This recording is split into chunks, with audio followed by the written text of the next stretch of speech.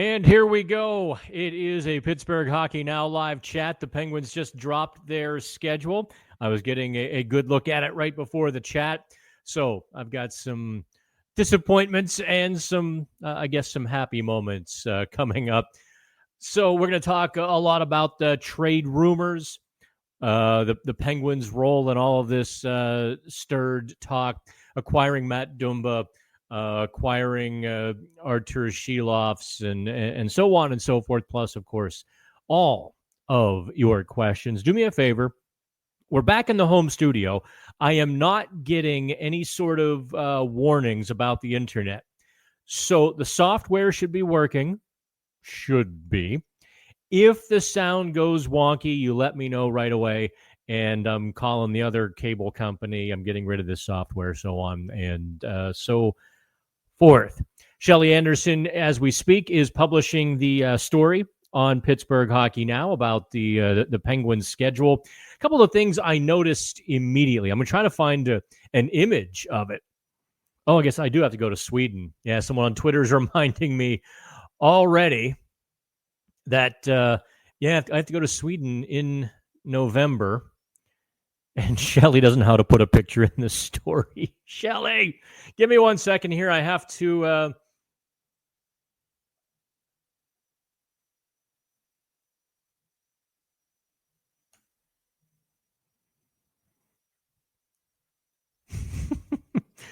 Here's what we're going to do. We're going to start off with the trade talks, because we've already been over the Dumba and the Shilov trades. I think we did a video on Shilov. I know we did a video on Dumba when I was up in Wellsboro on Friday. Regardless, I just did a radio hit with Edmonton Radio, and they were asking me all about what about this player, what about that player. So I think I'm going to start at the top, maybe to allay some fears, sort of what I wrote on Pittsburgh Hockey Now.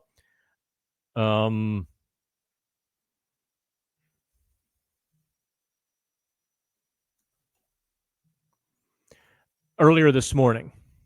Let me, here's the Penguins blog that I wrote. And I think a lot of you are getting really uptight about what happens now with Harrison Brunick and, to a lesser extent, Jack St. Ivany. I know even Mark Madden was saying, well, this means Brunick's probably headed back to the, to juniors. And listen, I'm not arguing with anybody, because it could happen, right? If Brunick doesn't elbow his way into the lineup, if Dumba is really good. By the way, the Edmonton guys were saying Dumba as well. So maybe I can say both. But the point I'm going to make about Brunick and Dumba and that well overcrowded right side. I mean, the Penguins have, 7 righties now? When you count St. Ivany and Brunick and Alexiev and Karlsson and Letang and Connor Clifton, right? Yes, I think it absolutely means that we're going to talk. Actually, this is the schedule, isn't it? Could you see what the text I sent to Shelley? I should stop sharing the screen when I do that. Oh, boy. I don't have time to politely discuss things sometimes when I'm doing one of these shows and people ask me questions. So, Karlsson, who says I'm a clown? Okay, well, James is going to get booted. There, you get put in timeout. That's how we're going to play this. Karlsson, I think at this point, has to be traded. Now that we're settling into this video here, Karlsson has to be traded before the season, and Dubas can't be choosy about his return.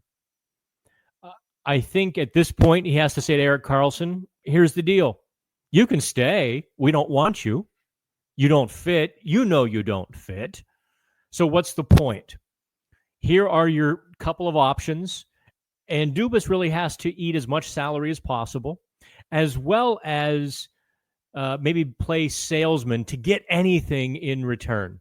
This is where I've been on this trade probably since February, in so much as I don't think that GMs are going to want to risk multiple things. They don't want to risk the money that if Karlsson doesn't work, and they don't want to pay an asset to undergo that risk. Okay, good. Driz says no text seen. That's good, because I just kind of capital letters to Shelley. Do it. There, I told on myself. But I think the important thing for Dubas is to clear that spot. You need Connor Clifton coming up to the second pairing, or him being in the press box. Either way, you need Harrison Brunick in the lineup. I think Jack St. Ivany deserves one more shot. You know, he had a good run at the end of 23-24. Terrible run to start 24-25.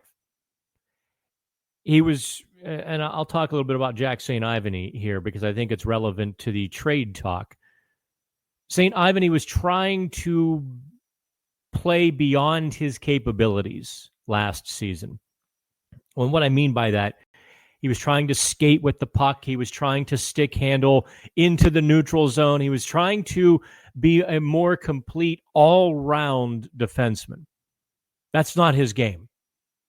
He got a bit of a rude awakening, and it compounded with a bit of a loss of confidence because things weren't going well. So he began playing those very tight gaps at the blue line that I like because he's 6'3". He can reach. He's got the size and the physical attributes to play tight gaps there and not be like Jack Johnson, who played 20 feet back. However, he was doing it flat-footed, and it created this express lane right past him along the left wing wall, right to the Penguins goalies. It just was another issue by the Penguins defense, so that they had no choice but to send him back to the AHL. And by all accounts, by later January or mid-January or so, he had regained his confidence. Certainly by the end of the season, he was a beast again. By the time the AHL season ended and the playoffs rolled around, St. Ivany was back to doing those angry, gritty things that put him on the map in the first place, tossing guys from the crease. So I think it's incumbent upon the Penguins at this point to find a place for him unless he gives it away in training camp and preseason. If I'm a GM and my AHL scouts call me and say, hey, St. Ivany's on waivers, grab him, and they tell him why. I mean, Kolyachonok and these other guys have been claimed on waivers. Defensemen have been getting claimed. So if you try to send St. Ivany through, well, guess what's going to happen? You're going to lose him. There's already a chance. I don't think they would lose Alexeyev, but heck, stranger things have happened.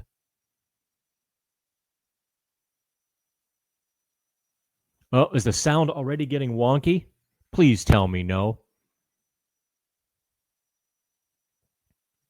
Okay, so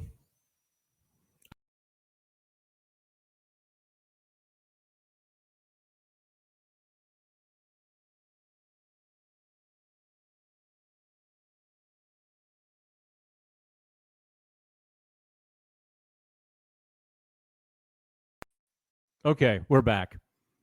Yep, it is the internet. I see the warning icon now. They say the sound isn't horrible. Oh, this is... An old hotel should not have better sound than my home. Anywho.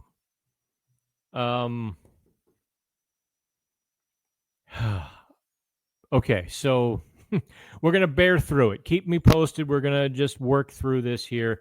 And I promise you it will never happen again by next month. Or, yeah, hopefully by next week, we're going to have much better internet. And that's just the way it's going to be. So, as I was saying about St. Ivany, Karlsson, I think they have to trade Karlsson essentially at this point for whatever it takes.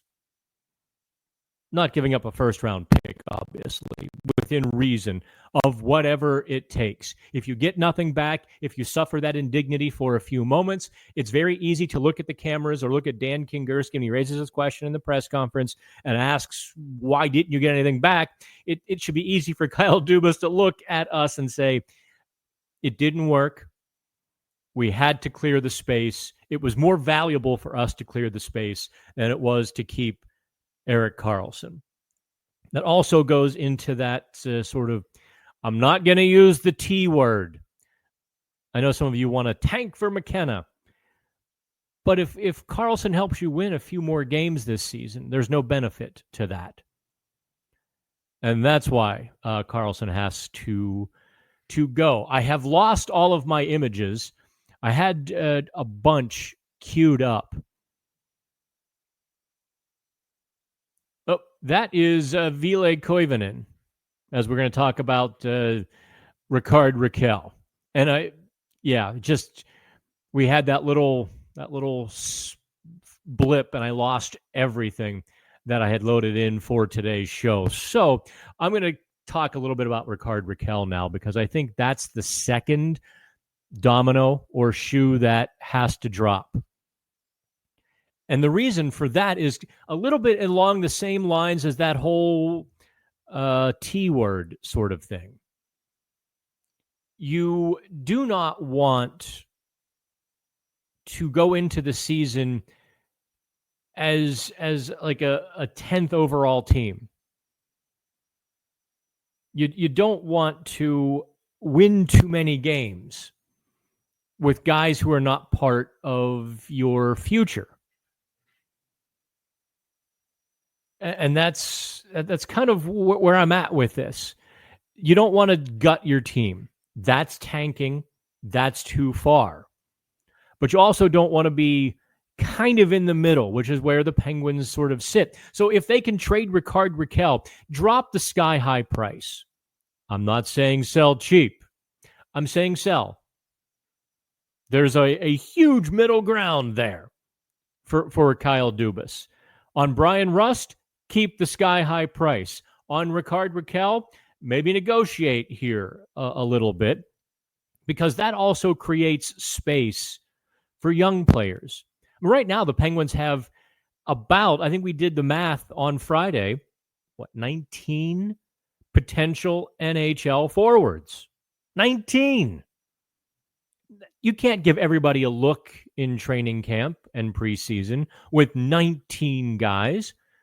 You want Tristan Brose to have the chance to make the NHL lineup.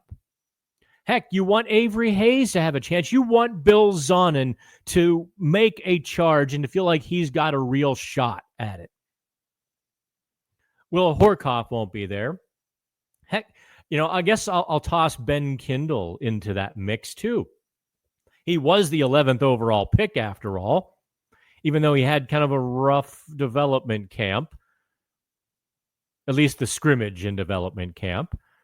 You want him coming to training camp thinking, hey, I have a chance to play in the NHL this season. But if you have the top 6 set, actually, if you've got basically the top 9 set, you're kind of doing a disservice to that next era and that next phase. When I don't think Tommy Novak is long-term Penguins material. Maybe I'm wrong. A center who has less than 10 hits in a season certainly concerns me. But, and then you've got these other veterans of Kevin Hayes and Nola Chari and so on and so forth. I think it's incumbent upon Dubas to now begin clearing the brush. Lose a few trades, quite frankly. Because losing a few trades will mean winning with the roster when you get to put some of these younger players into the lineup. I'm going to work backwards here because I see Driz has a comment about Rickard Rakell. With his salary and production, what's the floor and ceiling on a trade? Same for Karlsson. How much do you retain and what do you get in return? All right. Let's talk about Rakell first. And what's the floor? What's the ceiling? Obviously, Dubas and 31 other GMs are having a disagreement on that very question. So I can't definitively tell you. I can tell you what I think the market should be based on other trades, but we're also seeing that there were some premium trades and then other teams had to settle. I think that's why Brock Besser went back to Vancouver.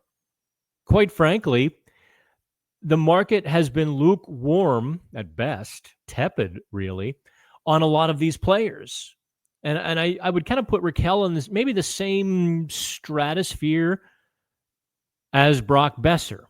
And we know the trade market wasn't great for him.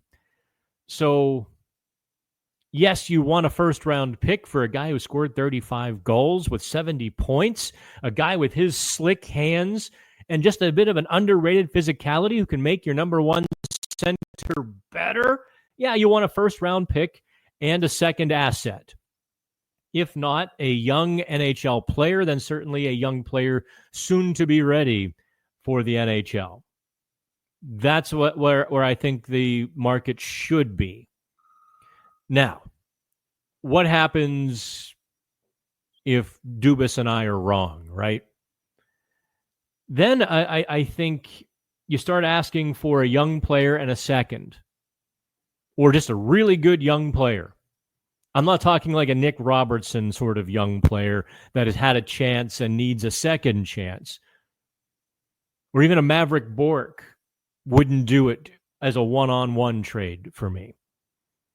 Now, if you talk a one and a Maverick Bork, okay, now I'm listening, right? Or one of the Buffalo Sabres AHL centers. And, let's be honest, Buffalo has not been very good. So maybe you take a second-round pick. A former first and a future second round pick. That would certainly, I think, scratch my itch. But again, if Dubas loses any of these trades, I'm giving you my word right now. Here, right hand to God, right hand to you. I'm not going to criticize unless there isn't a secondary benefit of opening a roster spot. With Rakell, there certainly would be. All right. Are we kind of in agreement on that? I see no more complaints on the sound. Did it stabilize and fix itself? Hopefully. Okay. So that's a little bit of Rickard Rakell. Now, where is Erik Karlsson? Let me grab my Erik Karlsson photo that I very quickly lost. I had a couple cool Carl photos. This is my favorite one. There's just a depth to it, right? I'm not sure if that's the Associated Press or Icon Sports Wire where we got that for Pittsburgh Hockey Now. It has like a 4K look to it, doesn't it? With Erik Karlsson, I will tell you the exact same thing that I just told Edmonton, Kevin Carius, sports radio up there. Trade him. Whatever you get, eat $2.5 million. If you get something back, eat $5 million. But you have to make the deal. I don't think there's a floor here. As long as the Penguins aren't spending valuable assets to get this deal done, do it. Again, won't criticize Dubas whatsoever if he basically gets a bag of peanuts. He tried. Mikael Granlund wasn't working in Pittsburgh. I know there's going to be a lot of rear view mirror driving. The Penguins gave up a first and second round pick and Mikael Granlund to get Karlsson, and they got nothing in return.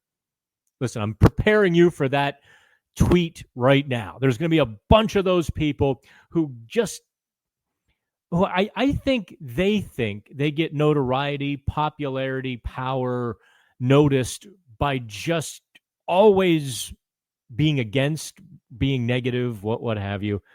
They're going to be out in full force. That highway is going to be the Parkway East at 4 o'clock on Friday.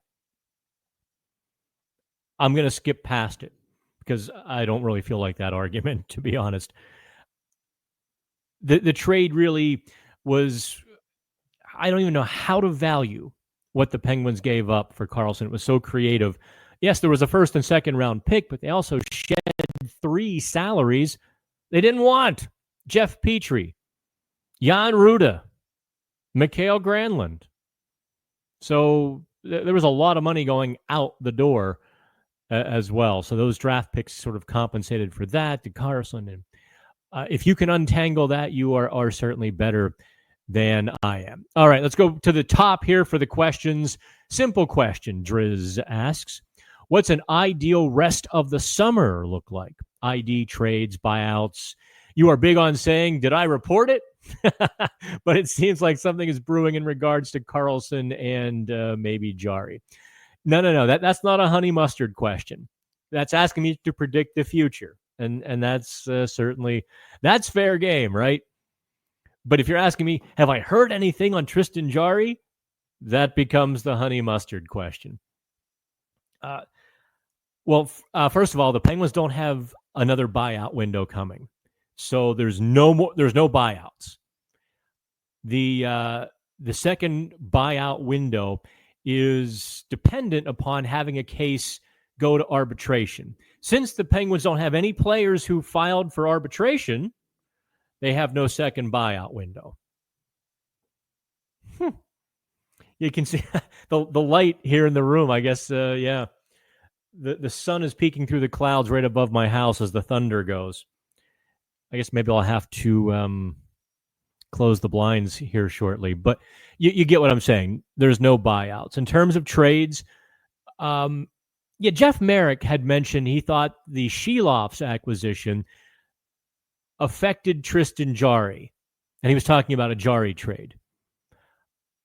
Listen, I'm not putting down anybody for that opinion. I can see how somebody would come to it. Here is what I am seeing on all of that. Sheloff's had an .861 save percentage in 10 NHL games last season. Let's not jump to conclusions here. Sheloff's is acquired because A, he's a young goalie with potential. B, the Penguins have a very iffy goaltending tandem. The very iffy part, Jarry is iffy, but you at least know he's an NHL goaltender. At worst, of mediocre quality. At best, he regains the form that had him in the running for the Jennings Trophy in 23. Blomqvist is really the unknown here. Is he the good goalie you've been waiting for? Or is he the guy who got lit up at midseason with a bevy of soft goals, bad goaltending, poor fundamentals and angles, and he really just sort of melted. He completely imploded. So in regards to Jarry, I do not see a Jarry trade happening this summer unless one of those teams, I know Merrick mentioned Edmonton, and that's, he's not the first person to do that. It does make sense. Look, it makes a lot of sense. I see a Jarry trade more likely at mid-season when you know more about Blomqvist and Sheloff's and know more about Sergei Murashov. So holster that, but keep some bullets in the gun. Regarding, Karlsson, I definitely think the Dubas trade and all the signings, all these right-handed defensemen, how can you keep everybody? And Karlsson is the obvious sort of one. Let me close the blinds here so I'm not like Two-Face.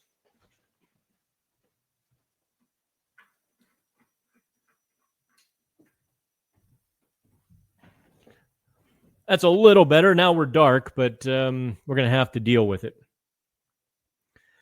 Okay, so Crosby trade rumors gone wild. Yeah, they're not going to stop.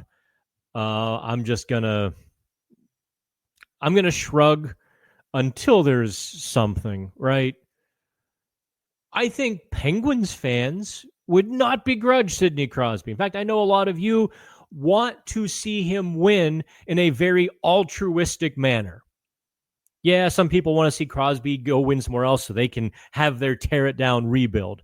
That's sort of a selfish motivation, right? I know a lot of other Penguins fans really want to go see Sid lift a cup because he's meant so much to you. You want to see him have that moment. I get it. I understand. Don't forget, there are the Olympics coming up in 2026. So Sid is going to have Team Canada and that gold medal chase.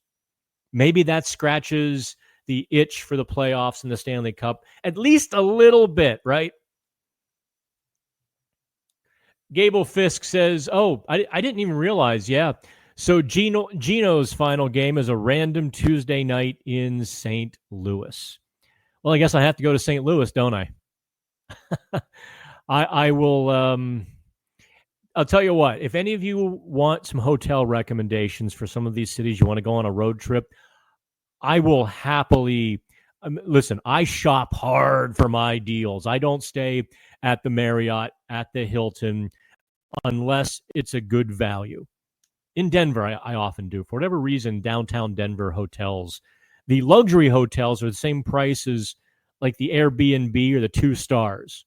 Well, if I'm going to spend $150 on crap, I'm going to spend $160 on the good stuff. I will happily let you know where to stay. I did find one great. I was really happy with my spot in St. Louis. It was just outside the city, right on the metro line. Took me right to the arena and right back to the hotel. I'm not going to give it away so I can book it quickly. That'll be maybe the second hotel I book as soon as we finish up this show. Let's see here. Let's go to Cal 66. Dubas says the goal is to win.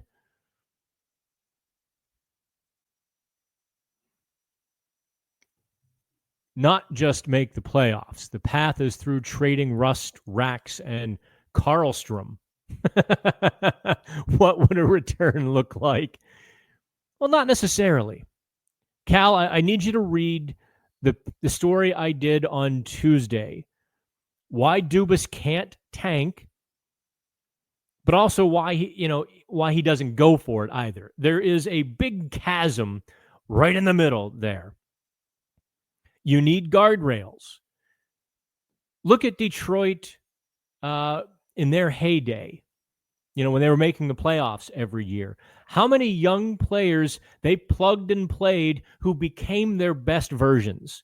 Of those, Henrik Zetterberg was what, a 7th-round draft pick?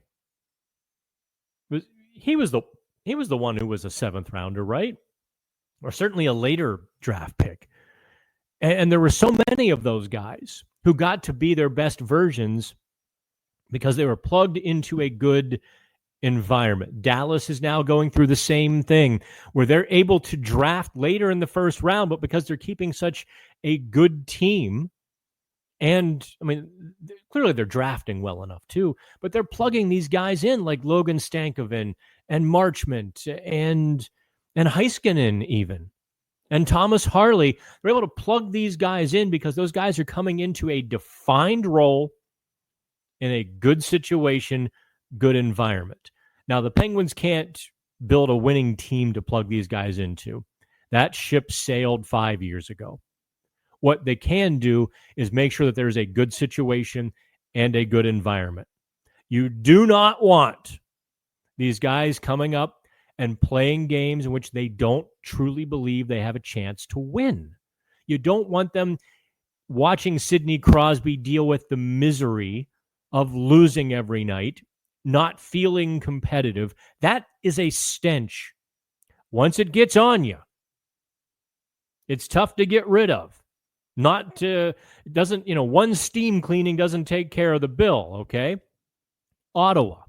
Think of how many young players have come through Ottawa, and it's just taken forever because they didn't have any guardrails in place. A bunch of young players, talented, no guardrails, no situation, no culture. Buffalo has been stuck in this muck and mire for 15 years. No guardrails, no system, no culture to plug these myriad of young guys into. Edmonton went through that for a decade. Edmonton, how many first overall picks did Edmonton have who completely flamed out?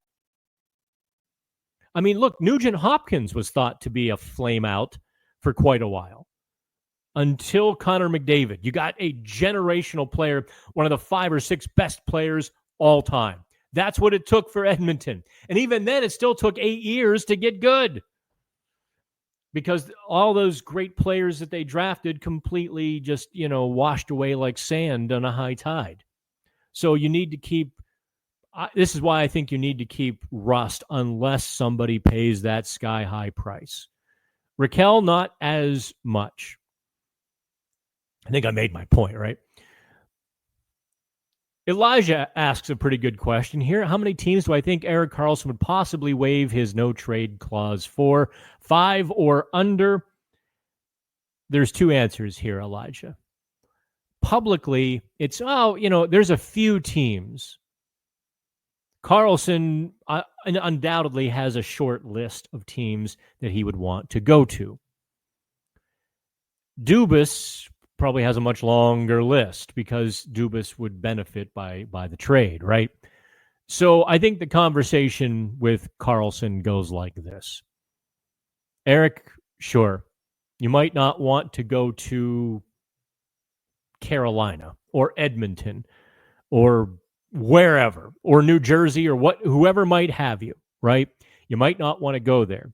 But there's 2 things. 1, you have a chance to win. And 2, you won't lose. Those are your options. Those are the teams that want you. We can't use you. So do you want Team X or Team Y? I tend to think the teams for whom Karlsson would waive his list are under 5 until you have that really hard conversation. We tried. This was the best we could get. Those teams you want, not interested. I think that's how the conversation would have to go. I've had a few of those conversations running this company. Here's what you wanted. Here's what's available. And then you listen because they always get mad and push back. And, well, you didn't do this or you didn't do that. And you're like, once again, we tried. Here are your options. And generally speaking, I think most people, once they get over the emotional part of it, accept the reality. Phoenix says, keep Rust and Rax and trade Malkin and Letang. Okay. Let's go to Alex. Has Karlsson said anything publicly about the trade rumors? Come on, Alex. I was the guy who started who asked him personally in January and wrote the story up. Yeah. Come on. He hasn't said anything this summer. He's back in Sweden, so on and so forth. But come on, yeah, he's talked about it, and it's a business. He wants to win. Period. He's got a couple of years left on this contract. After that, it'll be 37. Guys who play like him, when the hands begin to go, you begin to lose a half step. His value is going to go through the floor. He might not know that, but his agent does. Kyle Dubas does. Let's go to back to Cal here. Cal says autocorrect. The Karlstrom was in autocorrect. He meant Karlsson, and you watch PHN and Dan all the time. Hey, I appreciate you, Kyle. Autocorrect got my story yesterday. That tightrope tanking story. I don't know what happened. Someone called me out on it, and I didn't see it until this morning. My first paragraph was butchered.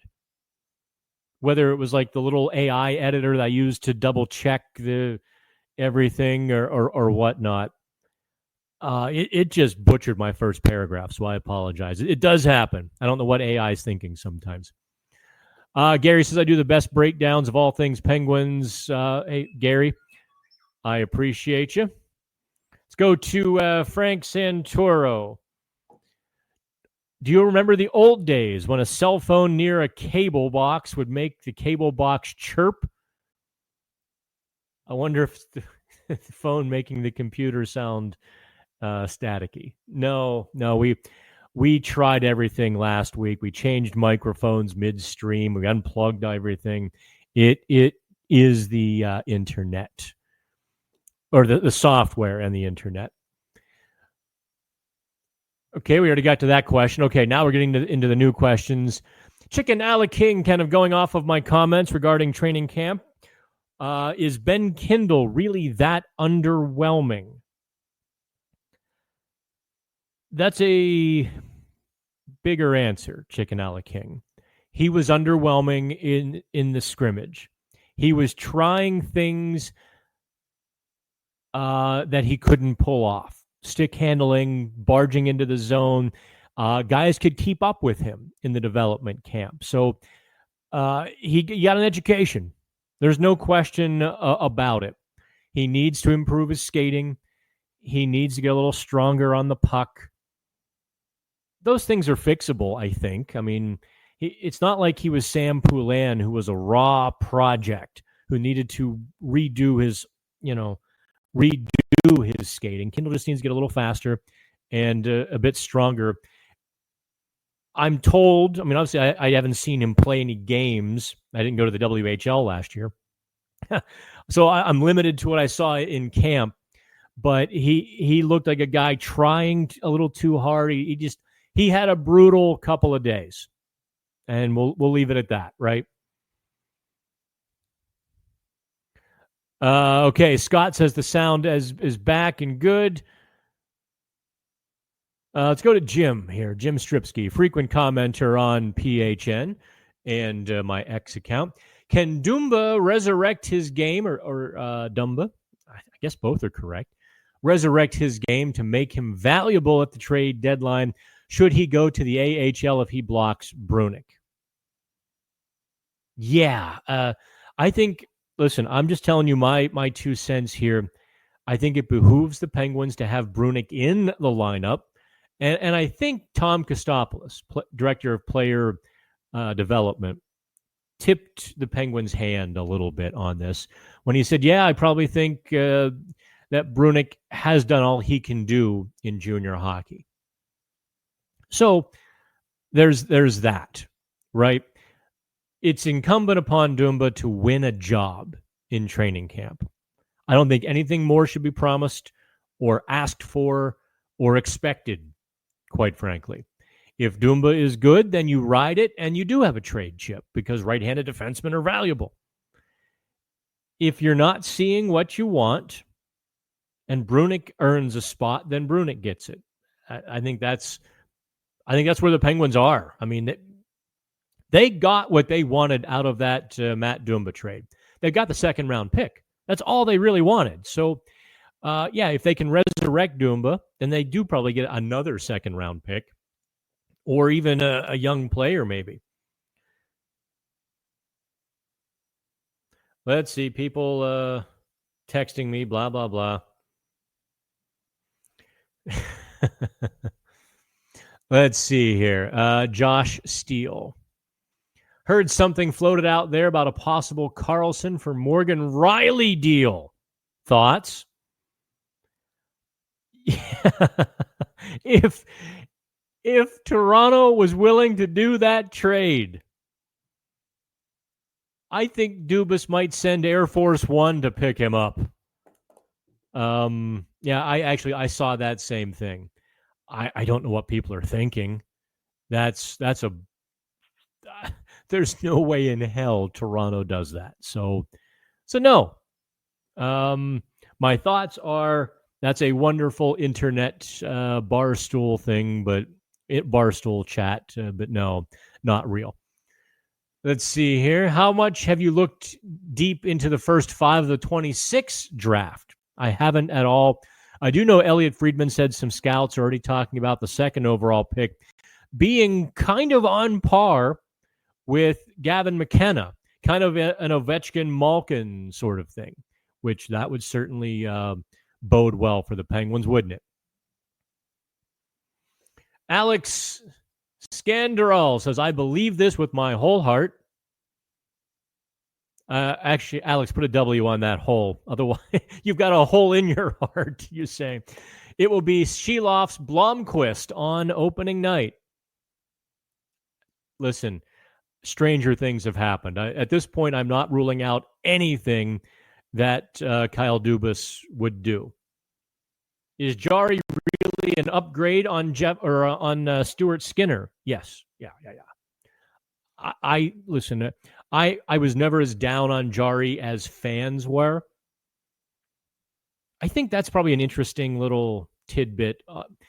Fans always sort of accelerate and thus multiply or compound an opinion. Jarry was in the tank in the middle of last season. No question about it. Even I wrote, I think, 2 days before they waived him, it was time to waive him. However, don't forget that this was a guy, Jarry and Sidney Crosby kept the Penguins in the playoff race in 23-24. So yeah, Jarry is a bit inconsistent. I think he got a good comeuppance last season. But yes, talent-wise, performance-wise, he's better than Stuart Skinner. Voltage says, I think we are in tank mode.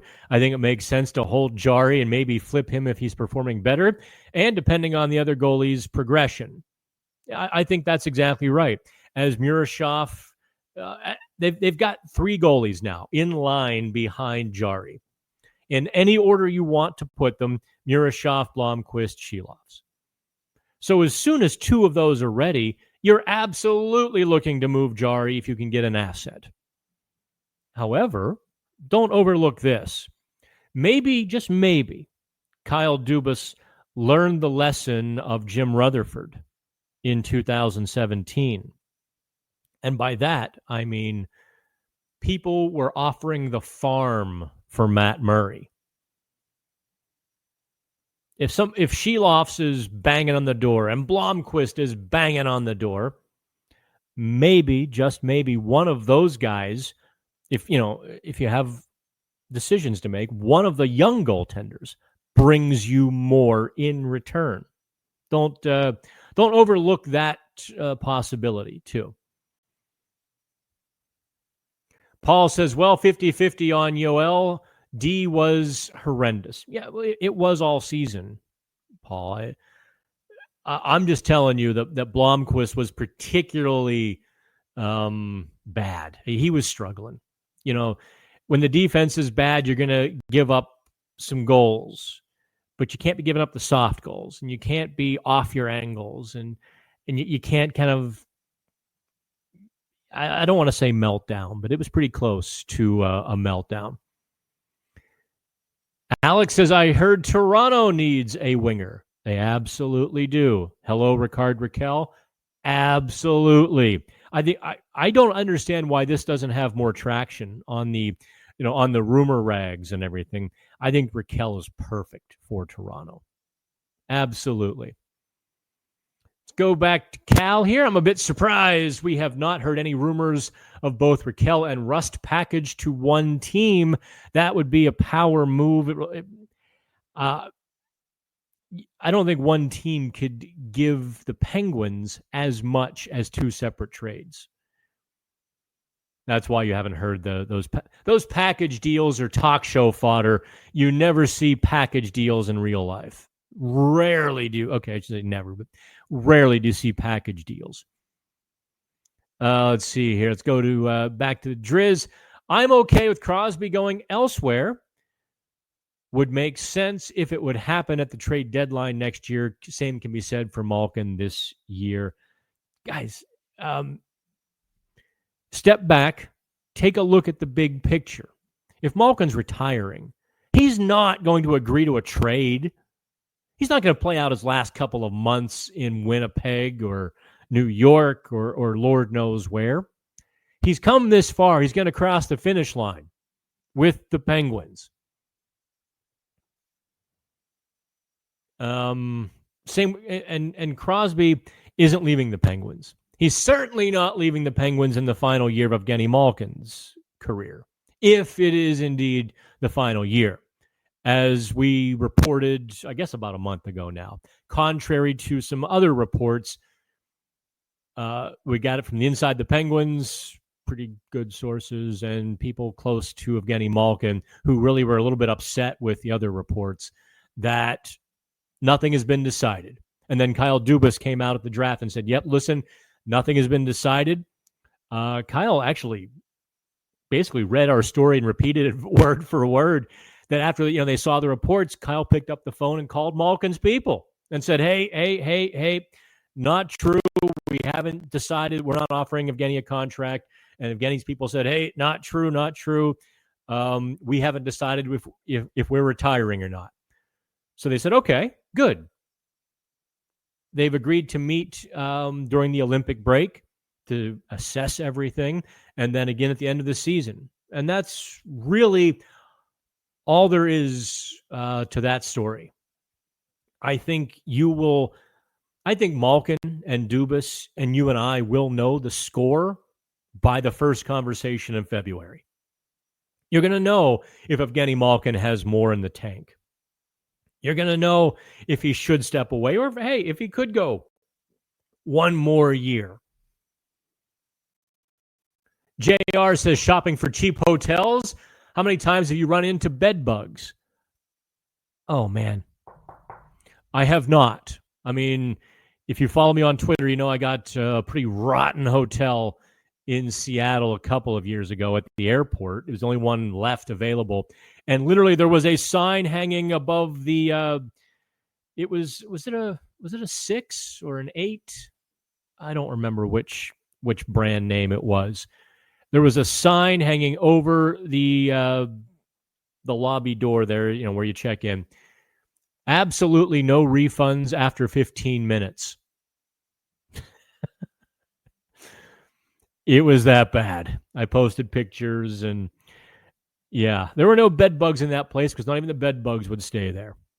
Otherwise, the only other really bad place I was really unhappy with was in Vancouver this past year. I just needed a place for 12 hours, literally 12 hours. And it was this house on booking.com. I'm like, okay. It had a private bathroom and everything. So I'm like, all right. It was like a border house, just a bunch of backpackers staying there, and everything was really beat to hell. All the furniture was mismatched, and, the bed was, springy and old. And I was like, okay. But it lasted me 12 hours, right? Although I did have to go find an ATM because she wanted cash instead. I was like, come on. So I had to walk like a mile down into downtown Vancouver, get cash, go back up and pay. It was like $200 too, which was Vancouver hotel prices are absolutely insane. But no, the public transportation in Seattle is what gave me the staph infection. That took a year to diagnose and finally cure. That was fun. Let's see here. Dan Gable Fiss asks, do any of these Canadian media outlets who are oh so sure that Sid is going to be traded ever ask you to be on their shows? Yeah, I just finished up Edmonton. We were talking about that. They were dismissing it in Edmonton. I have not done a Montreal radio show in quite a while. Every now and then I'll do Sportsnet in Toronto too. But no, most of the people putting forth these Sidney Crosby will be traded are analysts on Twitter or X. They're not radio shows or even legacy media outlets. They're people on social media or offhanded comments on TV is really all it comes down to. Brian says tanking does not guarantee you win the cup eventually. That's what I'm trying to tell y'all. Look at Florida. Until Matthew Tkachuk won his first Stanley Cup, until Florida kind of became a juggernaut there, was Matthew Tkachuk a superstar? Not really. He was an all-star winger that everyone wanted on their team, but he wasn't a superstar. Is Sasha Barkov a superstar? No, not really. Aaron Ekblad, no. And go down the list, and Florida is deep. I would say Florida is deep very much in the same way that the LA Kings were deep when they won a couple of Stanley Cups. What was it, 12 and 14? Or was it 11 and 13? They all sort of run together because Chicago won 3, 2010.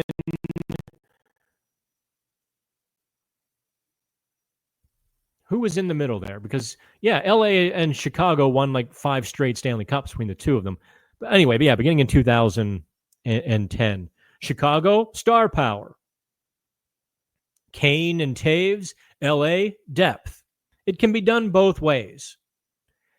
And if you try to play to the draft to get a superstar, we talked about Edmonton earlier.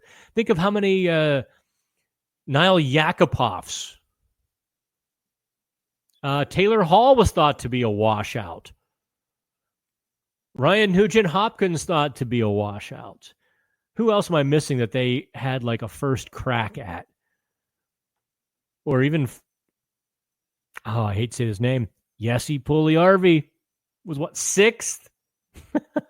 So, yeah, there's too much luck involved with the draft lottery and draft years. There's just too much luck involved to strip it all down and hope the draft saves you. That's how you become Buffalo, wandering in the abyss for 13 years. Alex comes back here with all of the picks we had in this year's draft. At least 1 to 2 are able to perform well, not top 6, but score and put up points. It's like shooting a machine gun with your eyes closed. Statistically speaking, Alex, you are correct. There's going to be a flop or two. They had what? In the first 4 rounds, 3 in the 4th round, 1 in the 3rd, 1 in the 2nd, and 3 in the 1st round. So that's 8. You'd like to think all of your first rounders hit, but the statistics say at least 1 of the 3 is going to well underperform expectations. Second round pick, you're talking a 10% chance to make an impact. So, yeah, but then you never know when your 4th round goalie becomes a stud. Yeah, it's going to be I'm looking forward to watching these guys progress and grow and so on and so forth. Yeah, I'm looking forward to it. Not at the expense of NHL coverage, but I'll certainly be keeping a greater eye than I have. Frank says, I think Ottawa is finally going to turn it around. Yeah, they already have. Ottawa is going to be a contender this year. No doubt about it in my mind. They're in a stacked division. I mean, they have to get past Florida and Toronto. Not exactly easy, right? Heaven forbid if Buffalo ever figures it out. Montreal is on the come here, so yeah, but Ottawa has turned it around. They're going to be very competitive. It's just it's going to come down to a couple bounces in the postseason for them. Let's see here. Big Joe. Do you think next year? Oh, do I think next year these conversations will be happening for DuPont? Or do you think it'll be closer to win now mode with all the cash they have to spend? I'm going to interpret that there, Big Joe. You're kind of speaking like the other Big Joe. Former president, huh? I think you mean Dubas, not DuPont. So you're asking if next summer you're going to be in the same situation, we're going to be having the same conversations, and Dubas will be having the same conversations about moving closer to win mode. Yeah, this is not going to be a one-off season rebuild. You're not going to get there. So no.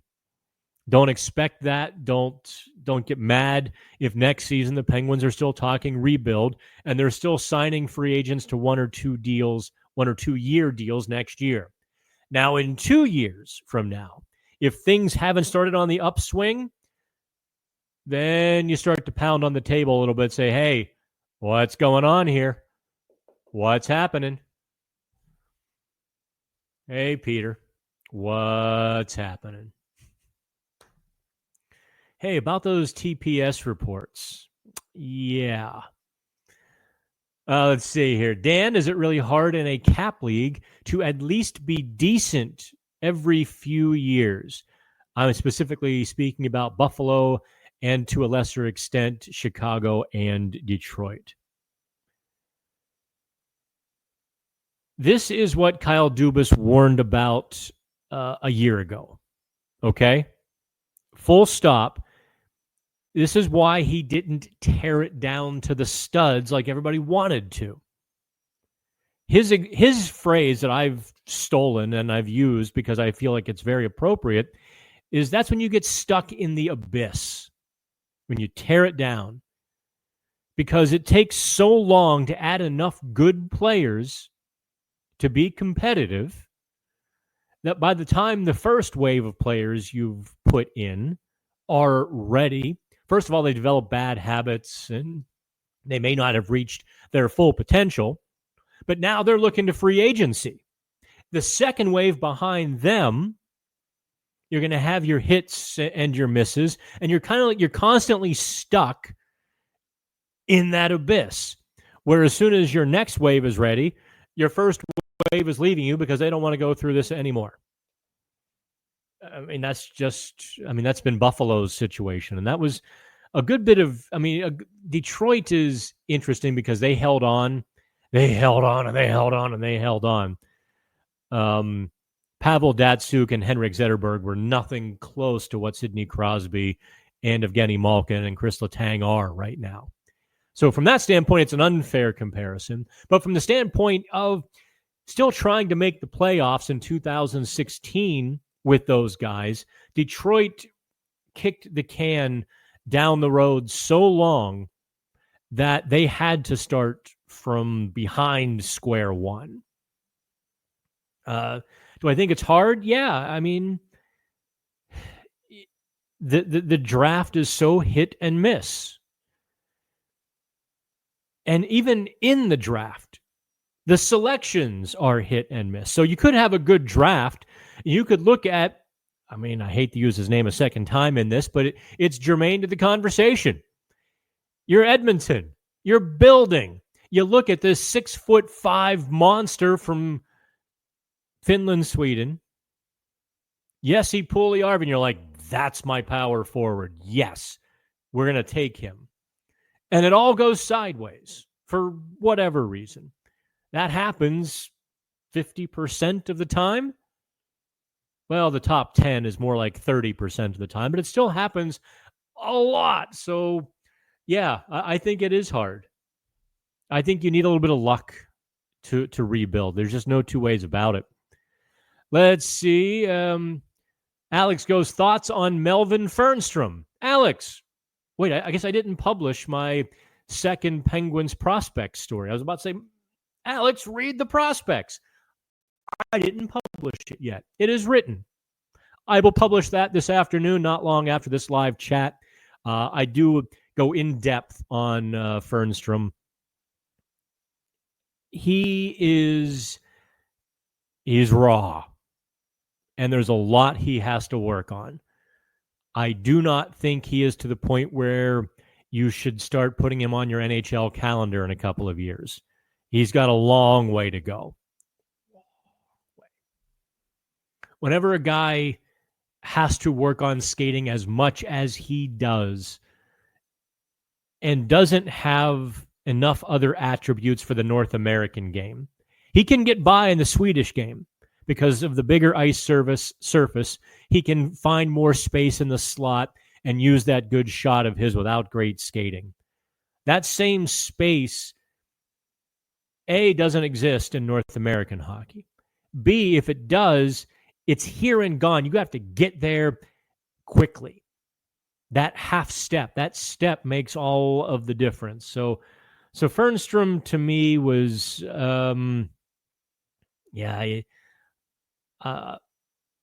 like I said, don't put him on your calendar just yet. Is it fair to say Kyle Dubas simply wasn't interested in drafting Victor Eklund, given that he passed multiple times? Yeah, I guess technically he passed with number 12 too. He thought trading down was more valuable than taking Eklund. I thought about asking him at the draft about passing on Eklund. I thought about it, but then I also remembered I've made that mistake in the past, and no team, no GM, no scout is going to comment on a player who's now been taken by another team. Or at least they're not going to honestly tell you, well, we just didn't project him to be a 25-goal scorer like the Islanders did. They're not going to tell you that. So I think it is fair to say that Dubas didn't value Eklund as much as he did Ben Kindle. For whatever it's worth, right? The Anaheim Rangers might be good this year. Speaking of teams in the abyss, right? Hey, whatever works. If one team has to sell off half their players and you can profit by taking them, do it. Let's go to Link here. Is Tanner Howe going to be ready for training camp? To be determined. His schedule sort of lines up, but will he fully be ready? That's a really good question, and I don't think we'll know until closer to that time. It would be nice, wouldn't it? Sorry, I'm losing my voice. It would be nice to see Tanner Howe with a full go, full gallop, full giddy up, full physical. Let's see what he's got. He hasn't played much hockey in the last 2 years, really. I mean, 2 serious injuries in consecutive years. So that's a problem for the Penguins. He is also on the top 25 Penguins prospects list too, but he is not in that 16 to 20 range. Frank asks, is the trade market lukewarm generally because of extra cap space all of the teams are getting? That's certainly a part of it. Teams are less motivated. They don't have the urgency to get rid of some players, as it, that's the situation's been over the last 4 years of the flat cap. So if they can keep their guy and keep the young guy, well, yeah, that's why teams are holding on. No question about it. Let's go to Paul here. I've been hearing from Canadian media that Lemieux and his crew was interested in buying back the Pens. Well, yes. We confirmed that they had real interest about a month ago. And I think Josh Yohe did a story this morning, saying they're really interested. I'm curious. I'm a little skeptical. I mean, the team is going to cost close to $2 billion. Ron Burkle is worth $3 billion. Mario, by internet reports, is worth about $300 million. I don't understand why they would want so badly to get back in. I don't. Mario is going to be 60. That guy did his tours of duty, and he came back for more. I don't doubt their sincerity. I do wonder why in the world Ron Burkle would want to risk most of his fortune on doing this. I wonder why Mario would put basically his life savings back into this. It seems to me it's actually a shame. It is a crying shame that Mario and FSG had their falling out, because FSG has admitted, I mean, they held a meeting with the beat writers, me included, in the back offices in mid-season when there were some rumblings about FSG and finances and so on and so forth. So, first of all, in terms of sourcing, I think there's talk outside of FSG. I think there's a couple of people talking about FSG wanting out of hockey, much more so than FSG is talking about getting out of hockey. That's what I can take from the big picture. But they had a little conference table chat with a handful of us, and it was for the alternate governor, Chris Werner, or I'm sorry, Teddy Werner, to basically say, listen, we're not selling. And they went through the plans of the Hill District and the music venue they want to put in and all of the stuff they're going to be doing and are doing. Yeah, it'd be tough to just walk away midstream from all of that, wouldn't it? Especially at a smaller profit. I mean, if they can get $2 billion, they'll have doubled their money. That's great, but I've got to think they've outlaid a good bit of money in real estate investment. And if you sell, I guess it is let's call it $1 billion profit, but I'm sure they've had to outlay a good bit of money to get construction and development and all of that sort of going. And they've probably lost a bit of money on the team the last couple of years without the playoffs. So let's just maybe say it's a $700 million profit. I don't know. I'm having a hard time still connecting all of the dots. John says, I can see Gino having a better year. Then could you see him sticking around a bit longer? All right, I need y'all to use punctuation here. I'm reading these live off the cuff. Yeah, listen, I think if Malkin had wingers who produced last year, look at the difference in Evgeny Malkin when he had McGroarty, Koivunen, Rust, some combination thereof, playing on his wings. Look at how much better he was when the guys were scoring versus when he was playing with Blake Lizotte, Kevin Hayes, Philip Tomasino, Cody Glass. Who am I missing? He really had just a cavalcade of guys who had no finishing ability. Even Tomasino, who has ability, was a negative 13 in terms of scoring chances and expected goals. The stats on Money Puck. Tomasino was way in the red. He wasn't finishing his chances. And that's sort of all part of it. And Malkin is even at 38, almost 39 years old, right? He's still affected by all of that. Evgeny Malkin is not yet an old man, even if his birth certificate says he's really old by hockey standards. Let's see here. Let's go to Michael Thompson. Michael's late checking in today. If this isn't Gino's last year, how much would you give him a year for the next contract? Oh, I don't think you'd. Well, let's get through this year first. If he looks good and puts up similar numbers, you probably give him a similar contract. Give him another 1 year, $6 or $7 million deal, maybe $7.1 million. How's that? The rotten egg. Is it odd that I hope Kyle Dubas gives Toronto the finger in any possible trade deals, or at least screws them in a deal? I don't think that's wrong. I think every fan wants their GM to win the trade.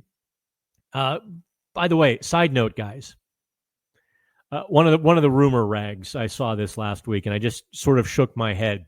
They're like, well, that rancor between Kyle Dubas and Toronto was kind of overblown. This is business. And I'm like, they've already made one trade. They've talked about others. And that's how I knew the writer was getting really bum information and really didn't understand what he was writing. Because Dubas and Trey Living actually have a good relationship. Also, Brendan Shanahan got fired. So the people who gave Dubas a rough time are no longer there. He's got a good relationship with Trey Living. I mean, Trey Living gave him Connor Timmins and Connor Dewar for a 5th-round pick, which Dubas then used Timmins to get Connor Clifton and a 2nd-round pick. So think about that math here. This is all from, basically a gift from Toronto. Toronto gives 2 players for a 5th-round pick. Dubas keeps 1 player, Connor Dewar, trades Connor Timmins for a like defenseman. Connor Clifton is going to add, 3rd pairing grit or so, and a 2nd-round pick. Now, if you trade Connor Clifton because he's playing well, now you have all these assets from that 1 5th-round pick, that Toronto basically bestowed upon you. So you can hate Toronto all you want. I mean, there's plenty of Canadians who agree with you. Let's go to Lars here. I should wrap this up too. It's been an hour 10. But I see the numbers are growing still. What do you people are nuts? You watch this. Honest to God. Dan, if the Penguins get a top 5 pick next year and keep the large amount of cap space next summer, wouldn't they be positioned to make the playoffs after next year's draft and free agency? Probably be competitive for the playoffs, but maybe not a playoff team. I mean, Lars, I think you're probably thinking of the Penguins in a vacuum, not of the Penguins in the big picture. But just think about, you're talking about the 27-28 year. Actually, no, you're talking about 26-27. Florida, Toronto, Ottawa, Montreal, New Jersey. Let's assume the Rangers haven't fallen into the abyss. That's 6 teams. Philadelphia is probably still a little bit ahead of the Penguins. That's 7. The Islanders, that's 8. The Capitals, there's 9 good teams. Columbus hasn't thrown in the towel. That's 10. Detroit is already knocking on the door. That's 11. So could the Penguins make the playoffs? I'd say probably not. Very unlikely. But if they do get a top 5 pick in 26 and they hit on it, 27-28 is when you really start to judge everything going on right now. That's when Malkin is done. Letang will have 1 more year on his contract. Will he finish it or not? I don't know. He might be gone, right? Tristan Jarry, Erik Karlsson. You're going to essentially have broomed the roster by that point.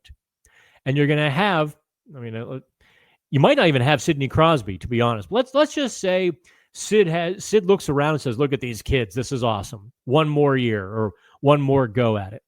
So you're going to Crosby, Koivunen, McCrory, Bros, Pickering, Kindle, Zonin, Horkoff. And that's, not counting whoever else might be on the way that we haven't taken into account. So yeah, I mean, it could get fun, but 27-28 is the year that's going to get fun in that regard. JR is laughing about my Seattle hotel. So the best 15 minutes of my life. I tell you what, I walked in, there was a hooker outside that hotel. And I said, or actually, she said to me, oh, are you staying here? And I said, yes. She's like, oh, let's go back to my place. I did all these jokes 2 years ago on Twitter. I did the whole Dangerfield routine, or at least the Dangerfield-esque routine. That hotel was so bad. So bad. Oh, my. But there were no bed bugs. I did look. I kept all of my stuff literally like in the bathroom on the sink, like the porcelain where I knew no bugs were. And I did sleep in a chair. I think I slept for like a few hours, shifted around a few times. And then I had like an 8 or 9 a.m. flight back home. I went to the airport at like 4 a.m. I'm like, to hell with it. And I went to the airport. I sat in a cafe, drank some coffee, got, another hour or 2 of sleep in one of those airport chairs. That's really the only place that was terrible. Well, there was... no, Washington was my fault. I'm trying to think of any other really bad cities and hotels. I've had some sketch in New York, but the room was at least clean. Let's see here. Jim says, if Jarry is traded, will Dubas sign Jack Johnson to give the fans a familiar whipping? Boy, nice call, Jim. Nice call. I'm going to run down to the bottom, to the end here, and finish up some questions. Let's get to Michael Parker. Wasted years are coming soon for the Pittsburgh Penguins. It sucks. I don't know, wasted. You're all going to have to adjust your frame of reference and your rooting. You're now rooting for Rutger McGroarty and Ville Koivunen to play well. You're rooting for Owen Pickering to take that final step and entrench himself in the NHL lineup. Maybe you're rooting for Tristan Jarry to look good. Maybe you're rooting for Sergei Murashov to come barging in. But you're rooting for the players at this point. It's very much almost like a minor league setup. The one thing I will definitely caution you all on, do not get so emotionally attached to a singular player that you lose the forest from the trees. I mean, Penguins fans, let's be honest, you're kind of good at that. You're really good at fixating on one player. Let's go for the hat trick. I'll mention Jesse Puljujärvi a third time in one show, where you get fixated on him or Daniel Sprong or some of these other guys. I'm trying to think. Valtteri Puustinen that the social media intelligentsia just assumed was a Hall of Famer if only Mike Sullivan would play the young players. Don't get so fixated on one that you miss another on the way. Does that make sense? Enjoy it all. You'll have your favorites. Look, I have my favorites already. There's already a few guys I really enjoy talking to, and I hope that they, continue and progress along so that I can have a long professional relationship where I can walk into the room and say, "Hey, what happened?" And they'll tell me. That's fun for me. And actually, it's fun for you because you find out things that you otherwise wouldn't get to find out because I get to find out those things. And they're also just fun to talk to in those situations. So, but by the same token, if any of them are traded tomorrow, I'm like, oh, darn. Okay. Who's next? Let's see here. Michael, what do you think the chances are Cookie and Lizotte make the opening night roster? Blake Lizotte is 26, 27. Don't forget, remember how good Blake Lizotte was. Under the radar completely. But he made the difference. When he was in the lineup from October through January, the Penguins had a not just a winning record, but a significantly disproportionate winning record with him in the lineup. So that speed, the tenacity, you want that sort of truculence and pugnacious player in your lineup. I do worry that Noel Acciari has hit the expiration date. I mean, that guy has done a lot. He's blocked a lot of shots, thrown a lot of hits. He has been a warrior. I think there's a legitimate chance he's not in the opening night lineup. I mean, that's not a knock on Noel Acciari. That's a knock on him turning 34 soon. That's a knock on what a Tasmanian devil he's been. I mean, he's given it all. But eventually those guys don't have much left to give. Let's go to Jake Bacon. Hey, Dan, between Rakell and Rust, who do you think is more likely to get traded? Rickard, Rakell. Michael Perry says, what's this? Breaking news? Is this all true? Is McDavid signing a 7-year, $142 million extension? Good gosh, that's what...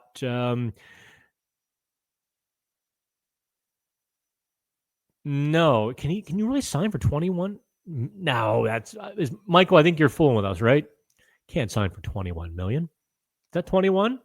Yeah, no, not quite 21 million. A little less than 21. Really? No. I'll have to check Twitter. So Jarry to Edmonton is a big rumor. John Powell writes, hope it happens.